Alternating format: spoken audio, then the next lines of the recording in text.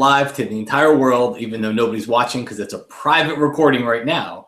But by the time people watch this, it'll actually be a very public recording. So welcome, everybody, and welcome to a quick interview here with Scott Davenport. Scott is a photographer, photo educator, and has been always worked with ON1 and the apps and the plugins and all that stuff. So Scott, I'm going to turn it over to you real quick before we jump into the questions. I mean, a little bit about what you do.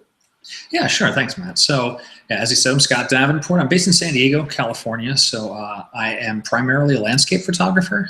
Love the ocean, hence San Diego. So I'm at the beaches at least once a week, if not more, getting my fix of rocky coastlines and so forth. But yeah, I'll shoot everything from the deserts to the mountains to everything in between. And so settling in Southern California makes that nice. Don't get fall color. That's about the only thing I can't readily shoot.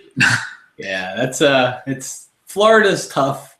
Florida's tough to be a landscape photographer because we don't even get the rocky beaches. It's sand and water. Mm-hmm. And then you can go to the beach in the next town and it's sand and water. And so it's like, I gotta really stretch around here to find beaches. I've been out where you live. I love it out that way because all the the coastline is different from. Yeah. Within 10 miles, you've got that long sandy beach versus a place where you can, if you're lucky to be able to set your tripod up before falling into the drink, you're lucky. Yeah, I love it. But you know what? I'm not even going to complain because I love photographing the beach. I'll go to just the sand and the beach all the time just because I love it. So, but well, cool, man. So let's go ahead and let's kick off our interview here. The idea behind these is it's not necessarily about ON1. It's more about post-processing. And I think ON1 topics pop up here and there, but really it's about post-processing because at the heart, that's what the ON1 apps do. We're all about photography, but that's what our apps, I think, really help. So I kind of tried to plan some questions that I think dig into the post-processing mind a little bit, just things that I find curious, and hopefully other people will too. Great. All right, hit me. I'm going to start off with the big one. Do you like post-processing? It sounds like a silly question, but I get a lot of different answers on this one. Is it a necessary evil, or are you one of the people that will actually sit back and look forward to that process? You get back from a shoot and you can get lost in it for an hour or two on the computer.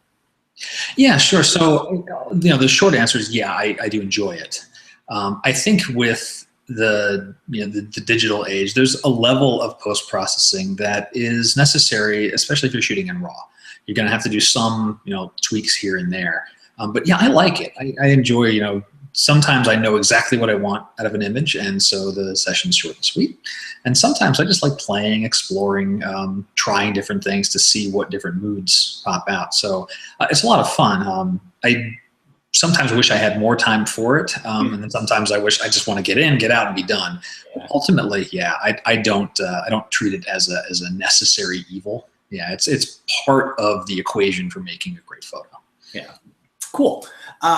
So you probably know, ON1 had a black and white app, and that's recently been rolled into Perfect Effects. So it's got all the same settings and everything like that. It's just, we rolled it out of a separate app into Perfect Effects. So I think it's a good move, but more overall black and white, especially being a landscape photographer, because I know a lot of that is about color too. What's your thoughts on black and white? Do you see a photo and think black and white? Is there a certain type of photo you find that you convert? Do you not do black and white at all? I definitely do black and white, and I actually really like what you did with Photo 10 and putting the tools together to one less module. Through my workflow faster, so that's been great. Yeah. But generally speaking, there are plenty of landscapes that I'll take that have nothing to do with color.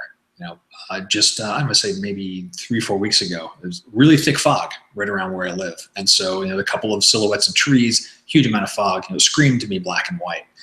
Other scenes where there's less color and it's much more about shape and form, I'll think of those in black and white. Occasionally I get surprised because part of my post-processing flow is when I'll go to adjust things like contrast, I'll sometimes switch the photo to black and white in Lightroom. You just click the black and white setting in the basic panel to get the contrast right. And I'll be pleasantly surprised that, oh, this looks interesting as black and white. And that may sway my opinion from just a straight color shot. Oh, okay. I'd say predominantly it's shape and form that would tell me if that's what's really speaking to me from the photo. That'll tell me to go black and white. That's good insight for that, because I think a lot of people struggle with, like, do I just convert it or what helps? So just hearing a little bit about your thought process. Interesting. So you, when you're in Lightroom, you'll jump in, you'll convert it to black and white. I mean, just press the V key, but. Oh, I didn't know that. I'm reasonably new to Lightroom. I'm an aperture, I don't know, refugee would be the right term, maybe. Yeah. Frank Salas, who I just interviewed before, Frank had mentioned that he presses the V key a lot just to see it, because it does have the little black and white button you can press too. But so you use that to determine contrast? Yeah, quite a bit. Yeah, not every time, but it's certainly often enough that it does sometimes change my opinion about whether or not I'll keep a photo black and white or go back to color. Okay, that's cool.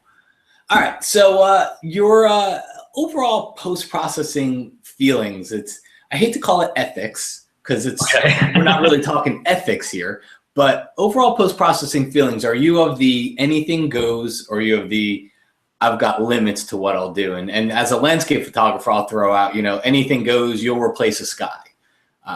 Or sure. You're like, nope, I'm not going to replace the sky. If it wasn't that way, I won't do it. I'll go out and reshoot it. Yeah, I think I certainly have limits, but it's more about making something look really natural. I'm not shy about replacing a sky, playing with color, shifting a twilight photo from, an inky blue hour to more of a purplish hue. Because I view, at least for my landscape photography, it's more about, creating an emotion, creating a feeling, kind of like the painter with the canvas. You're handed a canvas, it's blank, and you can put on whatever you want or not. Great point. But if you're into a different genre of photography, I think there's a lot stricter limits, like maybe the polar opposite would be a photojournalist. If you're doing that kind of work, you shouldn't be doing any post-processing, I don't think, because you're there to convey exactly what happened, not remove a power line or change the mood of the image by I don't know, brightening it or whatever you might do to it. I just don't think it fits there. You're there to document history rather than make art. Exactly. Yeah. So at least for the landscapes that I do, there are limits in the sense that I want it to look natural. I don't want to, push it so far that it's, way too much contrast or it's an unbelievable scene. But, replacing a sky, I'll do that. Cool. So next question is, on average, you go out on a shoot and you're going to a cool place. It's like, like, okay, I have the potential to take some good shots here. Because I think a lot of us, we get out there and, we'll take a shot. And sometimes it's just real quick edits. Maybe we want to post something on Facebook just to say, hey, look where I was or whatever. But you go out to a location, like, all right, I've got something here. Like, I think these are going to be pretty cool photos. You get back. Just ballpark, is it like a 10 to 15 minute photo editing process? Are you there for an hour or could you be there for 4 hours? It depends on the image and how much, how much I really want to care and nurture for it. I'd say on average, that's even tough, but I'd say between 30 minutes to 4 hours, depending on the image. And like this is portfolio, like that. Yeah, portfolio-wise, I mean, I'll be sweeping through the thing at 100%, looking for any and all little sensor spots or I'm thinking like the ocean where I've got something with very still water and a good reflection. If there's always little bubbles or things like that on the water, I'll go find them all and just touch them away so that it's a really clean, crisp reflection. But for the more things that I like, it's a nice image. It's something that I'd certainly put on a blog post without hesitation. But something that would be seen at a larger size, like maybe the full size of someone's monitor. 30 to 45 minutes maybe. Yeah, and again, it all depends on if I'm in that experimental mood of, well, what happens if I just look at this preset or I play with this slider versus I know what I want to achieve with the image. And so, I'm in, I know what I'm going to change, and then I'm done. It's good. It's a good range, and it's a good way to put it too. It's like, I think you said it great. If it's going to be on your monitor, then yeah, you'll give it a certain amount of attention. But if this is like the hero shot, it's going to lead in your portfolio, then get some extra work. Exactly. Yeah. All right. So last question. Okay. So put yourself, if you can, back in the days of, you just started post-processing. Mm-hmm. And do you remember anything that was tough for you? And the reason why I ask is I think everybody watching this has things that are tough for them to learn. And I think it's great when you hear other people had these struggles too. So anything that sticks out, like you just had a rough time with? Yeah, despite the gray hair here, it wasn't that long ago that I got into the digital side of things. So probably the single hardest thing was to not just dive in and start playing with sliders or think that post-processing was going to be magic. It was much more about stopping and deciding, what is it that I want my viewer to see? Do I want, is this, like we talked about black and white, is this photo about shape and form? Is this photo about color? Is there a certain subject that I want your eyes drawn toward? Is there certain areas of the image I want soft, other areas I want to be crisp and have more contrast, and all the processing to support that vision. Mm-hmm. So that's something that's tough, and I'll still struggle with it from time to time. It's the little kid in you gets eager and you want to dive in and just start processing away and changing sliders and so forth. Because I've said this before, but it's almost like because we can. Right. Yeah. Like the Spider-Man thing, with great responsibility or great power because great responsibility, that thing.